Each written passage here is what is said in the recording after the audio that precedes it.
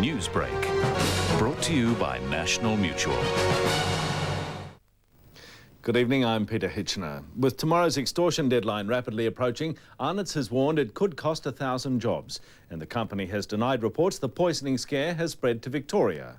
Arnott's called a media conference in Melbourne to quash a TV report suggesting alleged extortionist John Boback was heading to Victoria. It was made quite clear that the police had no evidence to support that assertion whatsoever. Arnott's has factories in Brisbane, Sydney, Melbourne and Adelaide employing 4,000 people. Their jobs are now in jeopardy. Not almost half of those, but I would say up to 1,000 jobs. One glance at the empty shelves makes it obvious Arnott's supply almost 70% of the market. While some storekeepers are keeping the shelves empty out of loyalty to Arnott's, others say it's a simple matter of economics. There's not enough time to find a temporary supplier until Arnott's gets back online. The new or repackaged biscuits could be on the shelves within 10 days. Steve Marshall, National 9 News. A house in Sydney's eastern suburbs was destroyed by a huge explosion late this afternoon. The blast blew out windows in properties surrounding the building in Tara Street, Woollahra, scattering pieces of roofing across a wide area. Several parked cars were damaged and police, fearing more explosions, closed nearby streets.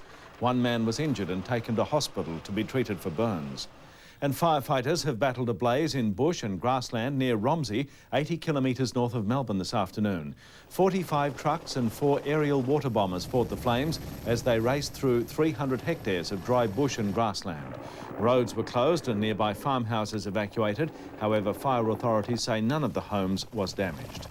Victoria's anthrax crisis has reached record proportions with more than 50 properties now quarantined. More than 100 cattle have so far died, and authorities are describing it as the biggest anthrax outbreak in the state's recorded history. Over 21,000 cattle have been vaccinated in the Stanhope to Tura area of Victoria's north. The air safety row has intensified, with Transport Minister John Sharp claiming he may now have the evidence he needs to sack the Civil Aviation Safety Authority board.